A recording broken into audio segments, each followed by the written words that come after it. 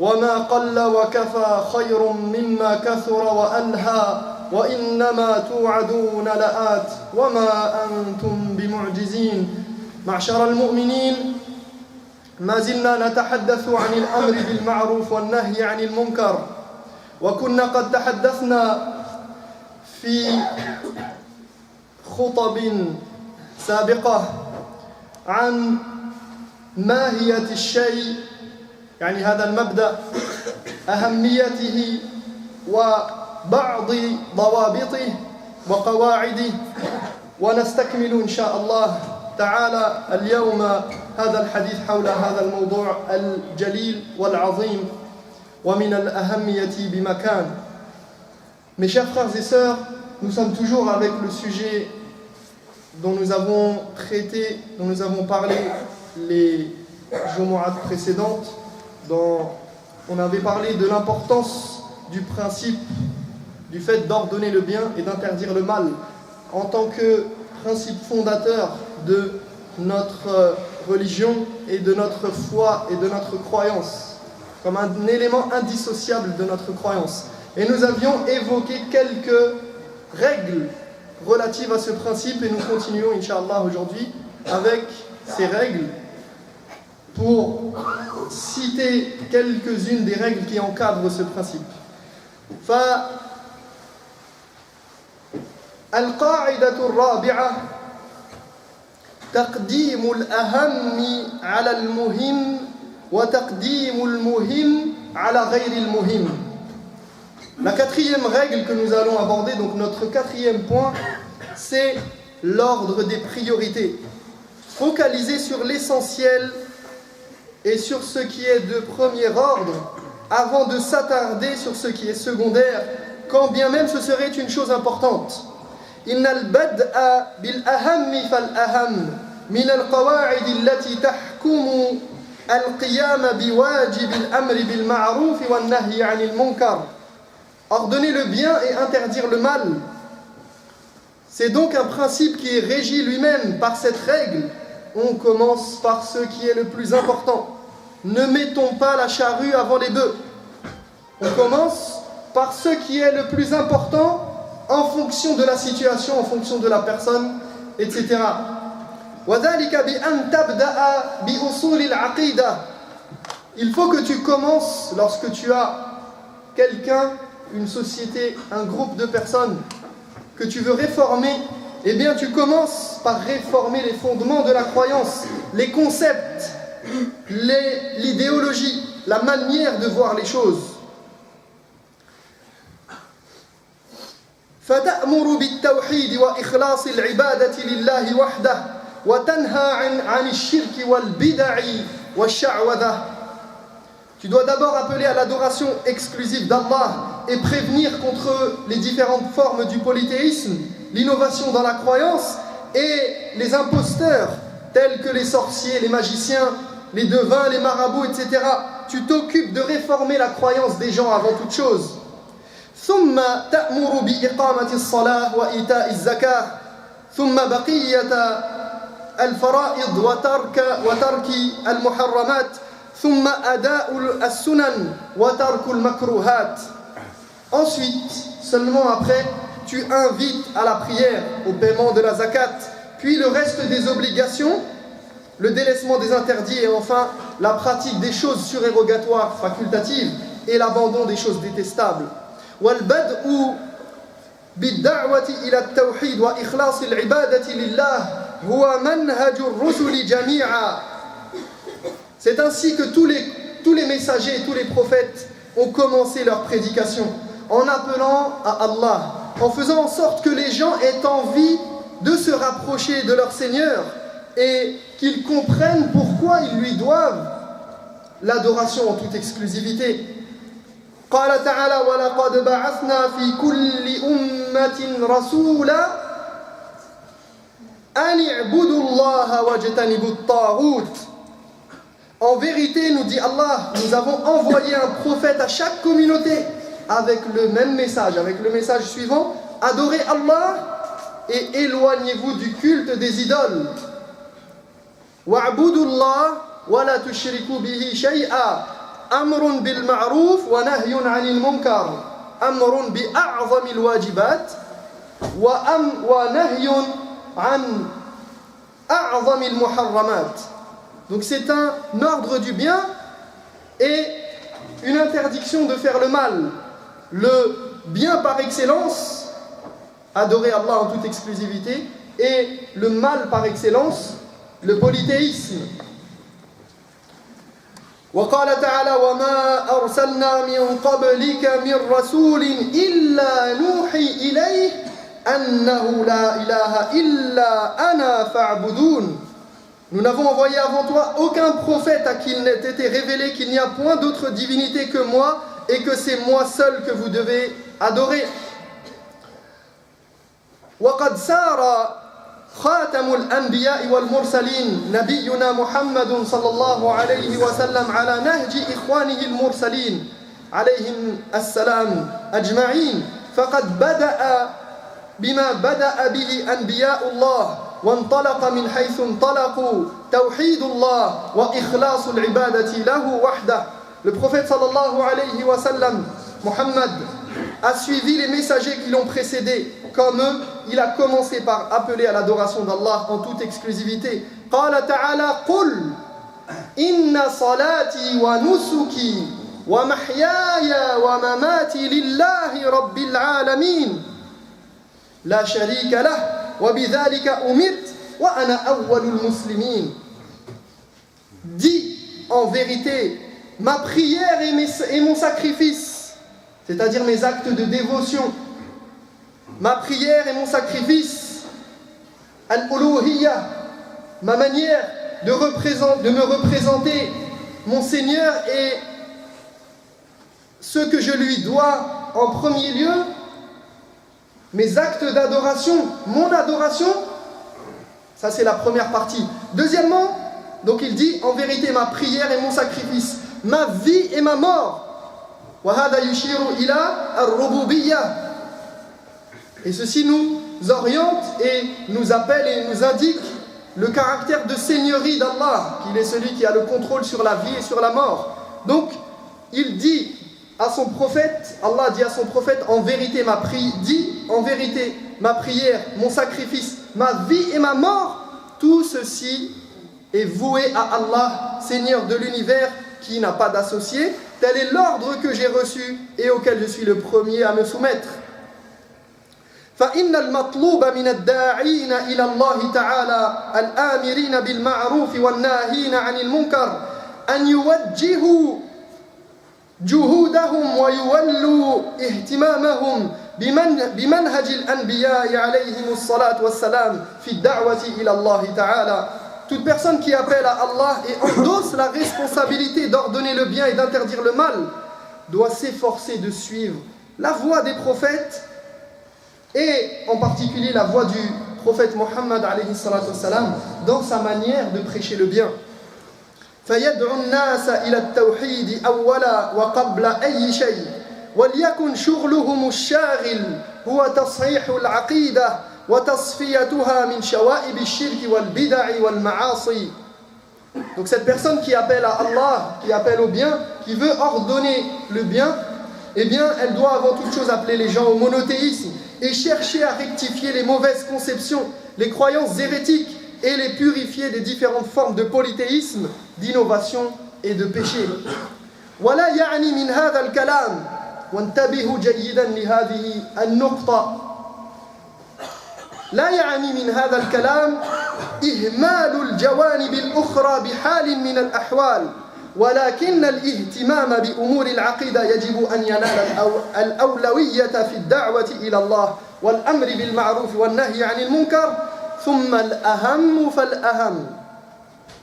Mais attention, lorsque nous disons cela, cela ne signifie pas que l'on néglige les autres aspects de la religion, loin de là.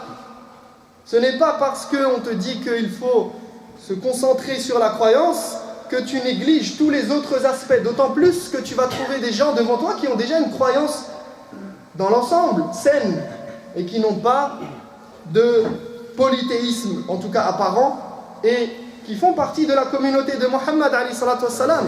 Donc ils n'ont pas besoin que tu viennes leur parler de tawhid. En tout cas, pas forcément à ce moment-là, et pas forcément de la manière que tu as choisie, peut-être d'une autre manière. Donc, en même temps que nous disons cela, nous disons, il y a deux aspects en même temps.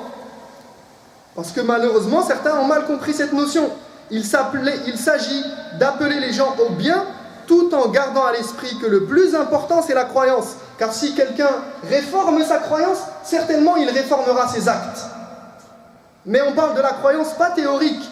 On parle de la croyance qui vient toucher le cœur et qui vient s'exprimer dans le quotidien, dans les actes. Ce n'est pas une croyance. On n'a pas de philosophie et de croyance, de choses théoriques très éloignées qui est sur une autre planète. Non, la croyance, elle est faite pour s'appliquer au quotidien. Donc, on doit, dans la da'wah, il n'y a pas de...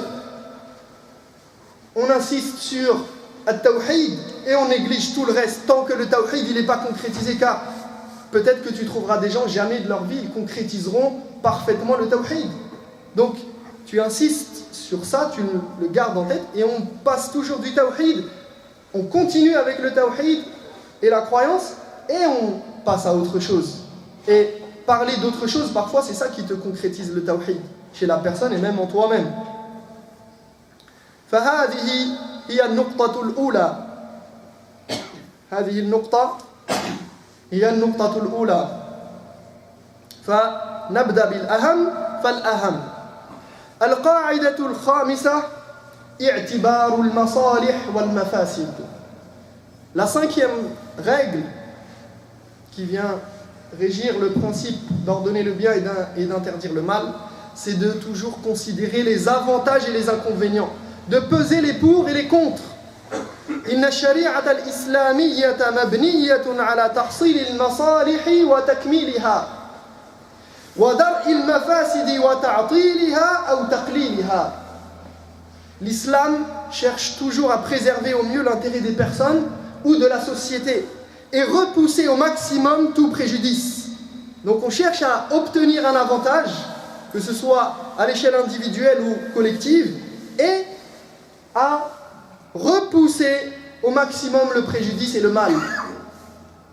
ولذا فإن من القواعد المهمة في الأمر بالمعروف والنهي عن المنكر اعتبار المصالح. Il est donc primordial de chercher où se trouve l'intérêt, dans quelle chose il y a le plus de bénéfices, dans quel acte, dans quelle parole, dans le fait d'agir ou de se retenir d'agir, dans le fait de parler ou de se retenir de parler, dans le fait de faire telle ou telle chose plutôt qu'une autre. فيشترط في الأمر بالمعروف والنهي عن المنكر ألا يؤدي إلى مفسدة أعظم من المنكر أو مثله. C'est pourquoi une des conditions pour pouvoir ordonner le bien et interdire le mal, c'est que cela n'engendre pas un mal plus grand, ni même un mal équivalent. قال تعالى يسألونك عن الخمر والميسر قل فيهما إثم كبير ومنافع للناس وإثمهما أكبر من نفعهما إثمهما أكبر من نفعهما ويسألونك ماذا ينفقون قل العفو كذلك يبين الله لكم الآيات لعلكم تتفكرون. Regardez ce qu'Allah dit dans ce verset. Il nous dit, il t'interroge sur l'alcool, sur le vin et les jeux de hasard. Donc, on t'a posé une question, ya Muhammad, toi, ya Nabi Allah, ô toi porteur du message, on t'interroge sur quelque chose. Regardez la réponse. Allah dit, réponds-leur. Dans l'un comme dans l'autre, autant dans l'alcool que dans les jeux de hasard, il y a un grave péché et quelques avantages pour les hommes. Mais le péché l'emporte largement sur les avantages qu'on peut en tirer. Donc, ici on pèse les pour et les contre. Il y a un acte qui procure des avantages. L'alcool procure des avantages pour celui qui le vend et qui l'achète. Il en tire un grand bénéfice. C'est pour cela que malheureusement on trouve beaucoup de musulmans qui vendent de l'alcool. Car Ils ont oublié que Allah, inna Allah tayyibun la yaqbalu illa tayyiba. Ils ont oublié qu'Allah est bon et pur et il n'accepte que ce qui est bon et pur. Donc, il y a des manafir, il y a des avantages en termes de commerce, mais aussi en termes de plaisir. La personne, elle peut dire, mais moi, ça me met dans un état particulier, ça me met dans un état euphorique. Je deviens meilleur. Bizarmiha. Donc, il y a certes des avantages, il nous dit Allah, et peut-être d'autres, mais il nous dit le péché et le mal qu'il y a dedans est supérieur et l'emporte. فشارب الخمر يترك العبادة ويتعدى على الآخرين بالضرب والشتم والقتل وغير ذلك وهذه المفاسد العظيمة لا تقاومها أي مصلحة أو منفعة مزعومة. Le buveur de vin ou celui même qui joue au jeu de hasard se retrouve complètement emporté par son obsession. Du coup, il oublie Allah, il délaisse l'adoration et en vient même à s'attaquer aux autres. Donc, quel que soit l'intérêt ou l'avantage qu'on puisse en retirer, jamais ils ne font le poids face à tous ces préjudices.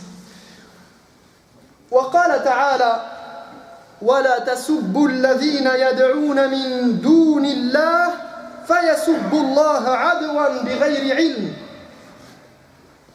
Allah nous dit également dans un verset phare sur cette question, il nous dit n'insultez pas ceux qui invoquent d'autres divinités que Dieu, car ils seraient tentés dans leur ignorance d'insulter à leur tour Dieu par esprit de vengeance. Donc il nous interdit ici de faire quelque chose qui est légitime. Il nous interdit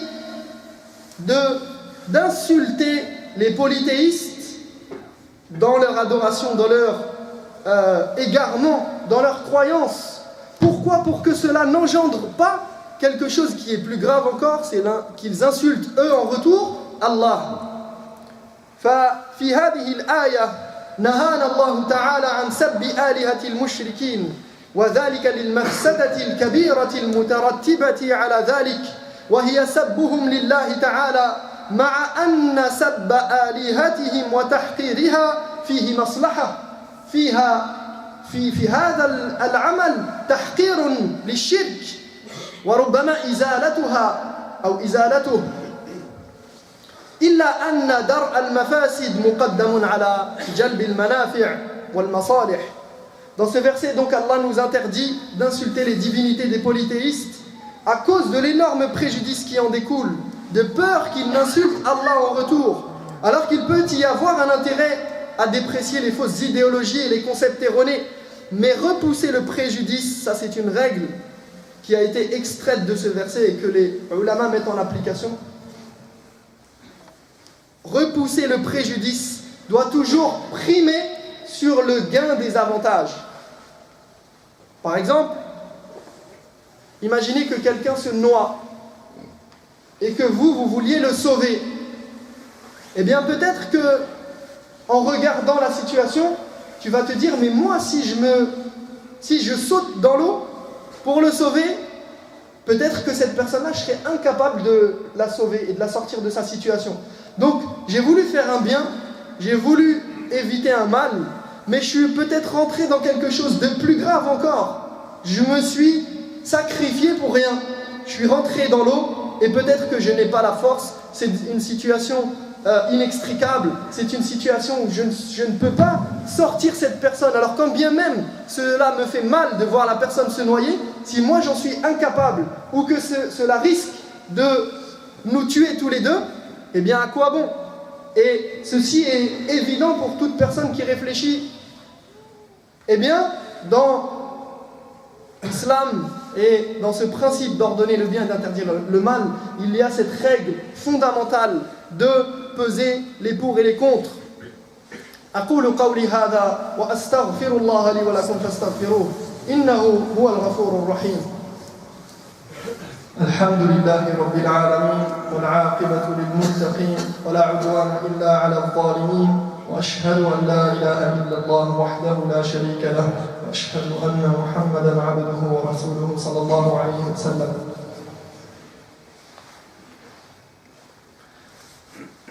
القاعدة السادسة أيها الإخوة التثبت في الأمور وعدم العجلة. La règle numéro 6, la sixième règle et le dernier point, c'est de ne pas se précipiter, de ne jamais agir tant qu'on n'est pas sûr à 100% d'avoir compris la situation, les enjeux, les différents paramètres, et donc de ne rien dire ou faire dans la précipitation.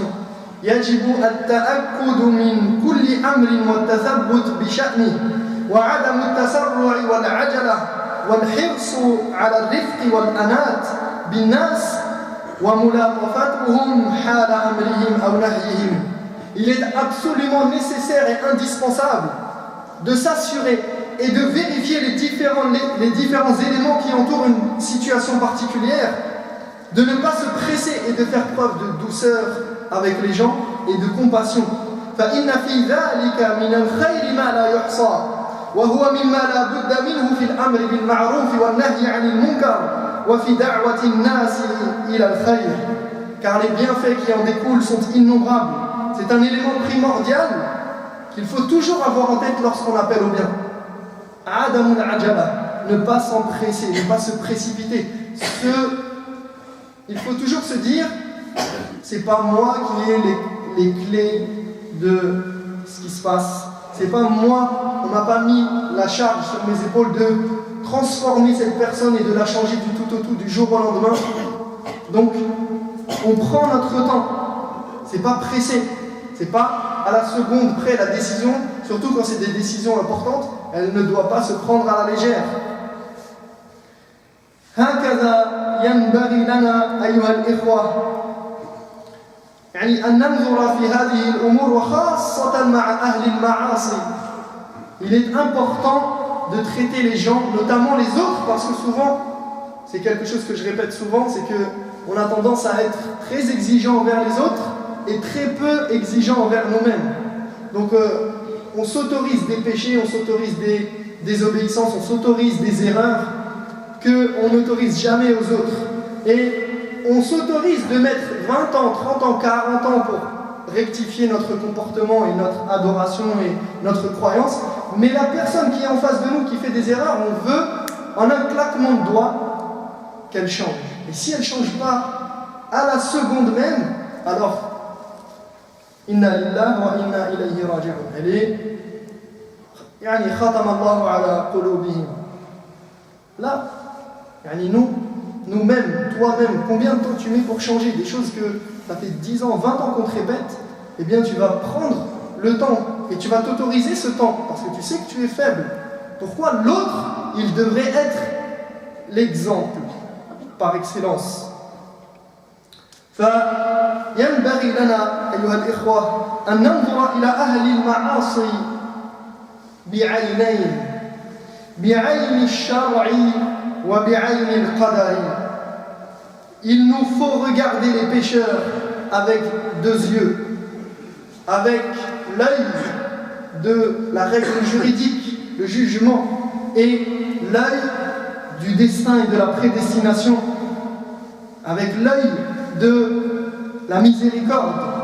عين الشرع أي لا تأخذنا في الله لومة لائم كما قال تعالى عن الزانية والزاني ولا تأخذكم بهما رأفة في دين الله. L'œil du jugement juridique sans faire de sentiment et sans avoir peur d'être blâmé comme l'a dit Allah pour le fornicateur et la fornicatrice. Il nous dit la loi d'Allah exige que vous ne fassiez pas de sentiment. C'est un jugement. C'est un jugement sur un acte précis. Ceci est blâmable, ceci est haram. On ne tergiverse pas dessus. Mais cependant, la budda an nanzura ilayhim bi'ayni al-qadar fanarhamahum wa نرق لهم ونعاملهم بما نراه أقرب إلى حصول المقصود وزوال المكروه. Et on regarde le pécheur avec l'œil du destin, de la prédestination, que c'est quelque chose qui devait arriver de cette manière et qui peut-être lui échappe. Et aussi, sachant que toi tu as été épargné par cette erreur, Donc Allah, il a fait en sorte que tu sois épargné par cette erreur. Alors, sois compatissant, aie de la compassion envers l'autre, fais preuve de douceur et traite-les de la manière la plus appropriée afin d'endiguer le mal et de les ramener vers le bien. والواقع المشاهد أن عدم التثبت وعدم التأني يؤديان إلى كثير من الأضرار والمفاسد في المجتمع. قال تعالى: ويدعو الإنسان بالشر دعاءه بالخير وكان الإنسان عجولا. Faire les choses dans la précipitation et ne pas vérifier les différents éléments et paramètres d'une affaire ou d'une situation sont toujours source de préjudice et de dégâts pour la société. قال تعالى, Allah nous dit, l'homme appelle de ses vœux le mal de la même manière qu'il appelle le bien, car l'homme par nature est toujours pressé. Celui qui est empressé, eh bien, il risque de faire beaucoup plus de tort, beaucoup plus de dégâts.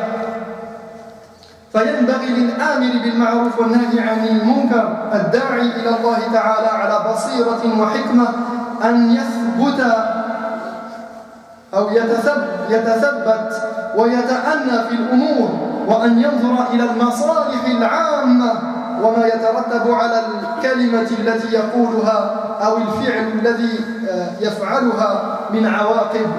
Celui qui veut appeler à Allah avec clairvoyance et sagesse doit être très prudent. Mettez un mot sur, mettez une soulignée en rouge, le mot prudent, la prudence. Ne rien faire dans la précipitation. Il doit regarder les enjeux, peser les pour et les contre, regarder l'intérêt général avant tout et quelles seront les conséquences de ses paroles et de ses actes. أقول قولي هذا وأستغفر الله لي ولكم فاستغفروه